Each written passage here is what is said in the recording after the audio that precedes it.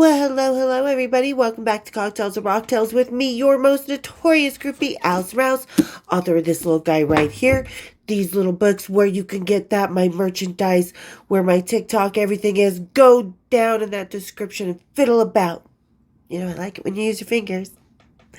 All right. And as always, I just want to say thank you so much to everybody who's just really bonding here, who's doing just amazing conversations, the family we're building, the people that are chiming in. I love our conversations on everything, whether we agree or not. We all have really good, healthy conversations here, and I really appreciate that with everybody. So thank you for all the love, all the support. Keep it going, you guys. Keep the conversation going. I mean, I love that because it opens up so many different stories, barriers, stuff like that. So yeah, let's keep the conversation going. So tell me about yourself down in that description. Introduce yourself. Say hello. And speaking of hello, so a lot of you know, by the time this films, or this is on, comes out, it will be yesterday was John Entwistle's, what would have been his 80th birthday. And everybody here who knows me, who's been around for a while, who's read the book, we know how every June 27th, every October 9th, every time a book about the Who comes out, anything like that I have to go into total bitch mode because I have to constantly defend a lie that's been around for 22 years and also be belittled by people who John or any other musician that I have been around wouldn't let them do. They, like I said, the musicians I know, very protective, very respectful. So, and it always comes up that, especially when it comes to the John thing, I had done a post on, because the guy had done an early birthday thingy, and, well, of course, the prostitute hooker that was used, which is an absolute fucking lie. I've said this a million times. But he was trying to tell me what was going on. Well, this is what the coroner's report said, and this and this and this. Preaching to the choir, dude. Preaching to the motherfucking choir, okay? And that's what we're going to talk today. Preaching to the choirs. Everybody here knows, ladies who have been backstage, gentlemen, musicians, we always know what happens first, and we know more than what the public usually knows. There's a couple things about the John Entwistle thing that if you read my book, you know. If you've been here, you know. If you're just shooting your mouth off, trying to tell the one person who was there, the first to know about that situation, because I woke up to it. I was the first one. So, yeah. Preaching to the choir, dude. So, yeah, it kind of inspired me because we all know here that we've talked about a lot of stuff first here. And we're going to talk about some of the things. We just talked about Milli Vanilli and Kurt Cobain. So we'll talk about that. And because we're going to talk about that, I'm going to have this little Monaco lime crush. Because you limey bastard. Don't tell me about the fucking coroner's report. All right, so everybody, grab your limey bastards, kick up your feet, and let's have a little cocky tails and a rocky tails. Ooh, a little less head on that. Never had that said to me before. Especially not by Kip Winger. Okay. All right, everybody. Cheers, big ears.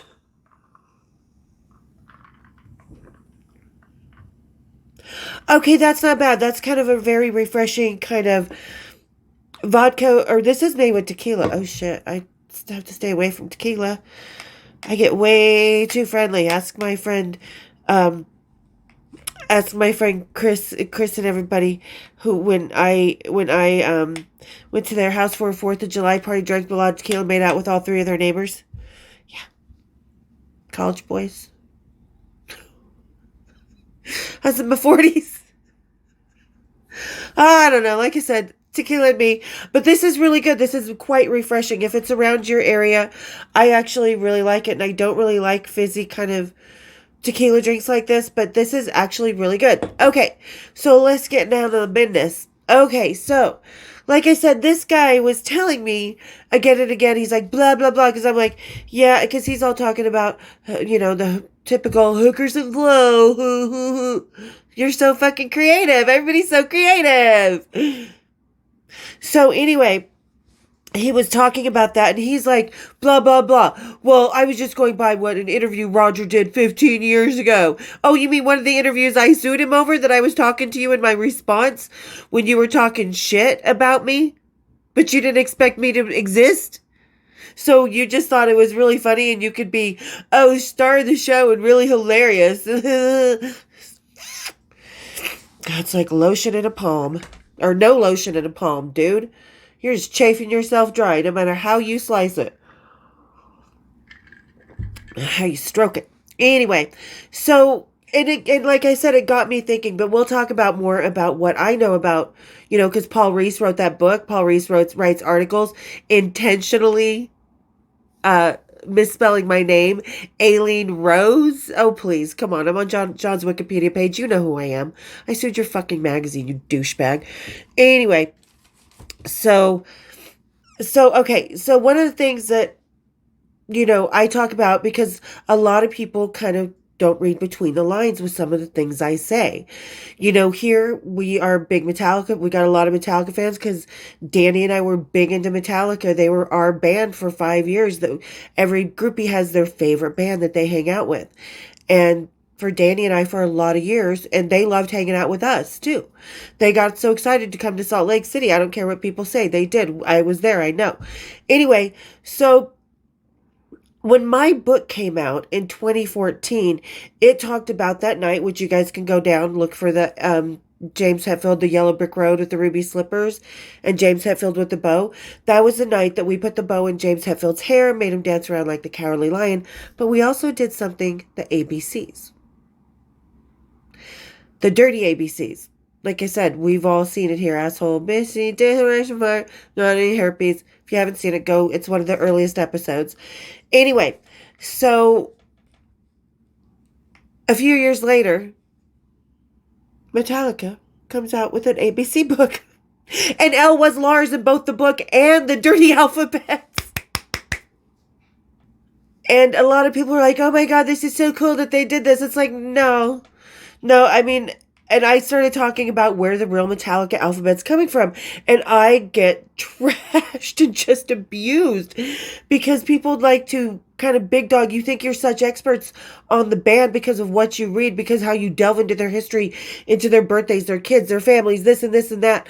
I delve into their reality off that stage because I am tangible relationships. So were a lot of other groupies. Like I said, ladies, get down and tell your stories that you knew first as well. And another thing that I knew before everybody else that I was reporting here, and you can see the timeline of when TMZ released it as to where I started reporting it.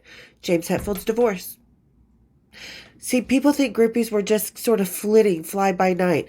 We're not stupid little girls in fucking fur-collared coats with skirts over the, or, scarves over the lighting and dancing to guitars around hotel rooms. No. Fuck, dude, you catch a little fucking hotel room on fire with those damn scarves. Get over it. So, no, we are women who are behind the scenes. We are women who know these guys in a way that you guys never will. Like I said in the groupie episode, it's not about the facade for it. It's about the men who they are off stage. So when you're in that capacity with them off stage, you have a whole different fucking bird's eye view. And, I'm one of the, and like I said, with James Hetfield, I knew his habits enough to know that not only when I saw him in 2019 at the Sundance and the way his back was turned to Fran and he was paying more attention to the kids and body language speaks a lot, but then when the 40th anniversary and he was holding his hand out and his ring was off, I was like, oh my God, I started reporting in January of that year. TMZ reported around June, April, somewhere around there. So I had been reporting for months. Groupies know first. And then people are trying to tell me, I'm like, you need to go check out my other episodes, please, before you start telling me. And that's neither here nor here. I don't want to offend anybody here because you all, this family we have here, the conversations, like I said, they're awesome. I respect them. We have good conversations. That's how we build a rapport. That's how we kind of learn from each other. So, no, I keep it up. I mean, even if we may see something different or you think you know something that was in a documentary that I may not know, that's fine. That's all cool. Let's keep having those conversations. Those are fine. These type of conversations are the ones that people are trying to big dog me. Like, these people who post about John on his birthday on the 27th and think I'm some nameless novelty. So, it's like, yeah, I knew about James's divorce because I just knew him. I could tell what was happening 100%. And, I'm one of the only groupies a lot of people know who've read my book, who've watched my episodes. A lot of people may not really remember too much about this because it does not get talked about enough. Salt Lake City, AC/DC three kids were killed at a concert because, and this is something nobody else revealed because there's been one interview at the time from some security guard who wasn't even on the side of the stage watching it happen. He came around later. Oh, excuse me. Ooh, the fizzy water makes me have the burpees. But anyway, so this is the only interview was out. So my book was actually the first real telling from the night before, hanging out with the band, doing the smoking and stuff, to being on the side of the stage, watching it happen, starting during King's X, the opening act. So it's like I've told the whole story, and that's the only actual full story that is happening with that. A lot of people forgot about it. A lot of people don't know, but ladies of the 80s and people who've read my book and people who are here, we know, don't we? And I'm not trying to toot my own horn or anything. I'm merely pointing out certain facts because a lot of these people who, the response, blah, blah, blah, and then try and tell me what I've already known before they ever knew, that's just bulldogging. That's just, that I'm trying to point out facts because this is just the facts of my life. And am I tooting my own horn? In a way, yes, because people try and tell, as we've talked about recently, the groupie stories for us. And this is just kind of my way of making sure that they know I'm telling my own story, and I've already told this story.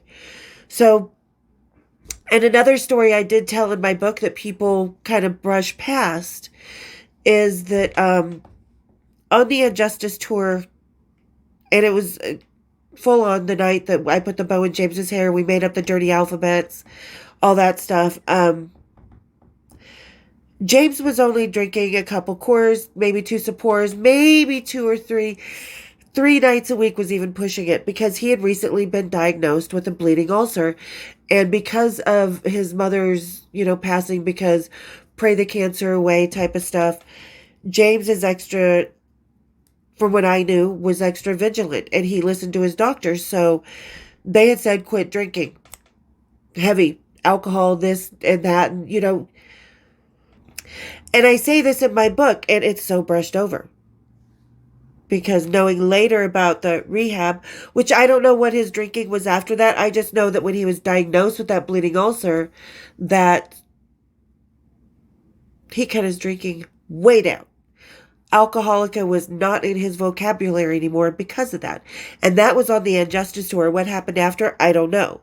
But kind of gauge why he really went to rehab, because I think alcohol might have been just what stemmed certain situations. Which was sleeping with every fucking groupie that crossed his path. Do with that what you will. But like I said, this is something that goes relatively unnoticed in my book because people don't want to think outside, and not everybody, because people here, we are open-minded, we are into the conversations, we are all into learning new stuff from each other, which I learn new stuff from you Metallica ladies all the time, from the other groupies, from just people in our conversation. So, this is stuff that people just have brushed by. Pretty big thing when you think about he went to rehab for alcohol, right? Make your own decisions on that. And like I said, AC/DC, the whole concert where the kids were killed, I have a play-by-play, a step-by-step of the reason that it actually happened. Because there was 900 general admission tickets sold last minute over fire code. Which is a huge thing. Because like I said, when you're out at concerts and the big soundboard out in the crowd, the FOH, you notice that the crowd starts tapering out. like it starts getting thinner. That's fire code rules. Now, when that happened at AC/DC, it was packed to the gills all the way to the doors, the entrance doors on that main floor. So, yeah, again, people want to tell me about that. Sometimes I'm like, were you sitting on the side of the stage? Did your friend go get their production manager? Were you sitting there watching it all happen when the lights came on before the band even knew it was happening? No, and it just kind of drives me nuts. Another thing we all knew back in the 80s on the Turbo Tour, Judas Priest's Turbo Tour, that Rob Halford was gay.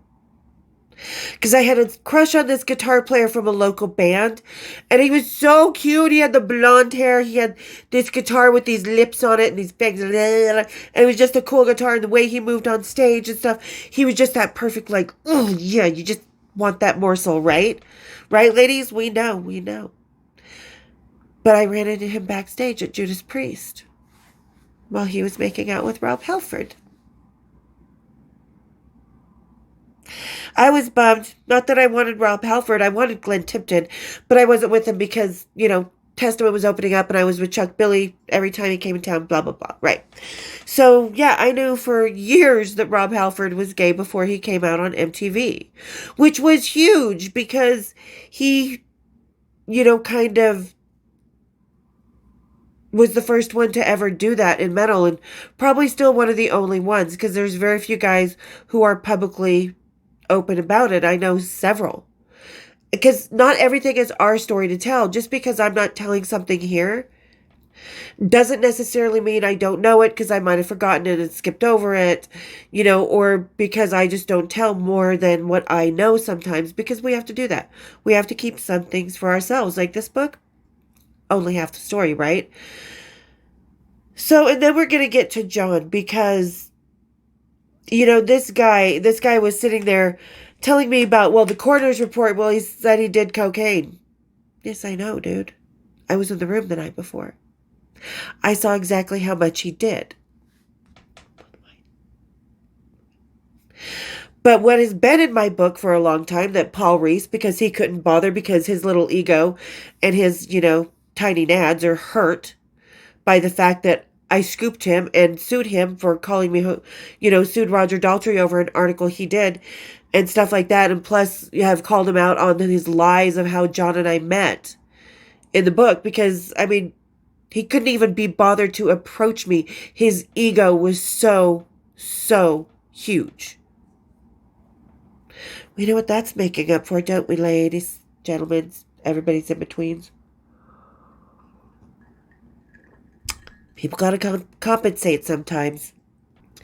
So, I get big dogged by people when it comes to John Entwistle more than any other rock star ever. Because, like with James, and thank you, Andrea, for sending it to me. I posted this, but if you haven't seen it, stop to read it. Because, the Epic Times really just, I don't know who they are. I don't know anything about them, but they wrote something really nice about me that says she was behind the scenes in various historical rock and roll moments, and it's true. But I'm not the only groupie. There was other groupies that were there for rock and roll historical moments over time, So it's not like I'm trying to say, oh, I'm so cool. I don't think I'm that cool, but I think groupies are badass because, like I said, in general, we know what's going on long before. And there's a lot of shit that hasn't been told by a few groupies that are part of rock and roll history. Dave Grohl, baby mama, still has not spoken up. According to, publicly, because we know about the girl bragging privately before all this. But yeah, so when it comes to John, a lot of people like to big dog me, if you were on my TikTok, you've seen a post that I did, a little snippet that I did talking about this one journalist who was in jail for online harassment, bullying, threatening, stuff like that, who's a bulldog journalist that said nothing definitive has come out about the night of John's death. Dude, where you been?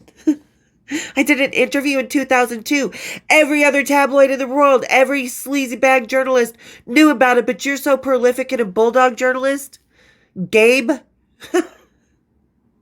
And you didn't think anything definitive when I've done interviews since 2002, when I have written a book since then, and when I have done interviews, I've done my YouTube channel. He got pissed off and started bullying me, much like this guy the other day over John's birthday, because he was like, oh, blah, blah, blah. You think you know everything? Yeah, dude, because here's the thing. When it comes to John Entwistle, where do you think that information came from? Right here. Right here. Because I was the first to publicly go out and tell the room number. To talk about the schmoke.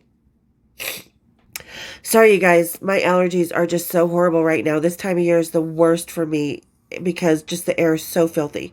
But anyway, so, and there's still something that has been out there that most people just don't pay attention to because, as groupies, we're just dumb bitches, right? Right? We're just jump offs that don't know nothing. We're stupid. We just flit around the room in our underwear while our guys play guitar. Oh, yeah, because Almost Famous is so right about everything. No, it's not. So, this guy's trying to tell me about what was in the coroner's report and this and that, and he's trying to belittle what I told him. It's not my opinion, it's the fucking reality. And I did respond. I'm like, dude, you're preaching to the choir. Everything you are telling me, I have known because I have said it publicly. Nobody else has said this publicly. I have. Me. Because in that situation, you're looking at number one. You're looking at not DEFCON 1, but I'm the first person. I woke up and John was dead. I knew before anybody. But if you want to be an asshole and not educate yourself on the reality, that's your problem. Don't take it out on me because I'm calling you out because what you're saying is an absolute lie and proven a lie. Don't bulldog me with, well, I know what the coroner's report said. Really? Because I know what the homicide detectives were saying, that what the coroner report doesn't about the cocaine that has been in my book, that has been out there for a long time. You ready for it? I'm about to blow some Who fans' minds. The cocaine was cut with GHB and ecstasy. I don't necessarily think, yes, John's arteries were clogged 100% to 75%, which actually came out in my book before Paul Reese's. Thank you very much. 2014 is when my book came out. And I actually said that in an interview in 2010 with Glide magazine. Whoops. Oh, I'm beating my little microphone. Just kidding. What if I could fit my... Anyway... I'm so twisted. But yeah, so that fact, that he was trying to tell me, and, well, that fact that Paul Reese and everybody else was trying to tell me, yeah, dude, I already knew that. I already knew that. Because the homicide detectives were calling me every motherfucking other day for 3 months. And then pulled me in once in July. I knew 2 weeks before the rest of the world. Well, shit, I knew before he died what the coroner's what the toxicology results were going to be. You think I didn't know that? Dude, I watched him do the one. Him and Cy and Bill. I was the only one in the room that did not do that. I did not bring it in the room. People need to pull their heads out of their ass and stop being so mad at themselves for not having any decency or respect for this guy that, this guy was saying that I'm the biggest fan of John and just huge, immense. He's saying how much he loves him. Then don't treat me with such disrespect because you're treating me with disrespect. John wouldn't take it. You just respect him. Don't tell me you're the biggest fan when you don't want to know the fucking truth about what really happened. And that there is a person who is 100% human being and out there with the story that you are fucking getting your ha-has on with. So there you guys go. Paul Reese, his family, nobody else, because like I said, homicide was down my fucking throat. Nobody else's, mine. I knew what was going on before anybody else. I was reporting it to Cy Langston, who was reporting it to their manager, Bill Kerbishley, their tour manager, Rex King, the other band members, so on, so on. So when, we talk about trickle-down theory, when it comes to John Entwistle, you're looking at the top drop. And like I said, I don't mean that mean or anything, but these guys, and it seems to be some of these Entwistle guys who just want to live with the lie, with the sensationalism, the ooh how cool, who think that that's cool because their lives are so fucking pathetic that that's what they need to bully someone and believe the lowest and worst of their quote unquote idol. So it's like oh, sorry, someone's trying to call me. But and that's what gets me the worst is when they have to come back so rude, so disgustingly low, and then say, I'm his biggest fan. Bitches, you don't understand biggest fan until you know what a groupie actually is. We're fans who get to the fucking eye of the storm of these guys' lives. These guys just stand in front of the stage and enjoy it, which is great, which is fine. We all love being at the shows, all love enjoying the music. But don't sit there and bully someone that you didn't know in a situation that you'd had nothing to do with. And maybe some people who write books, Paul Reese, should actually talk to the person and give them a little credit where credit is due, because I wasn't some fly by night. Most people who think about the John Entwistle situation think, oh, hookers and blow, huh? Or they think that I was just some stripper he met at the club a couple times before. Wasn't even a stripper when I met him. These guys don't even look at me as a stripper because they never came in my club to see me as a stripper. And I wasn't a stripper when I met most of these guys. And we have all the people who are talking about ages and stuff like Hawk, like I said on the groupie thingy. It's like so many people try and tell our narrative for us because they just don't want to listen to the groupies because according to society we're disposable. But like I said, look at all these huge things.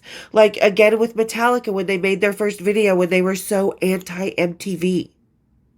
They made it to the biggest band in the world without the biggest media platform in the world. That's like somebody becoming, if I sign my book, I'm not an influencer like, people on TikTok are or stuff like that. I'm not one of those type of levels, but at least I'm real. I forgot where I was going with that. Should not press pause. But yeah, there you go. I mean, groupies, ladies, other groupies, tell me what you knew before. Family members, because I know there's a couple family members here. Tell me what you guys knew before the rest of the world. Because we're all there. I can tell you the roadies knew about it. I mean, fuck, Oris knew what was going on because I called him from room 658 that morning. I was like, oh, fuck, Oris. This just happened. Fuck. So don't be big dogging us because we are shattering your little image and the story that you've stuck to for 20 fucking years. Don't be ganging up and bulldogging me trying to tell me what was going on in a situation where I am DEFCON 1. I was the one that woke up and found him dead first. You don't even know about how I was in the room doing mouth to mouth. You don't know about what was going on that morning. You just know what you read in the coroner's report, which was a very, very small, minute part of what was really happening. Like, this is what he read, the paragraph. This is what was happening behind the scenes. When it came to AC/DC, this is what nobody knows. This is what was happening. When it came to James Hetfield's divorce, like I said, we knew about it here before TMZ announced it. So never underestimate us groupies, man. Like I said on one of my TikTok posts, we got the secrets. Tell some, but we're not going to tell them all. So, yeah, for all those guys who were bullying and harassing me, and Gabe, you reporter, who tried to bulldog me, I'm still waiting on that apology a few months later, by the way. How'd it go when it Googled me? Tell me in the comments, Gabe. We'll see how that goes.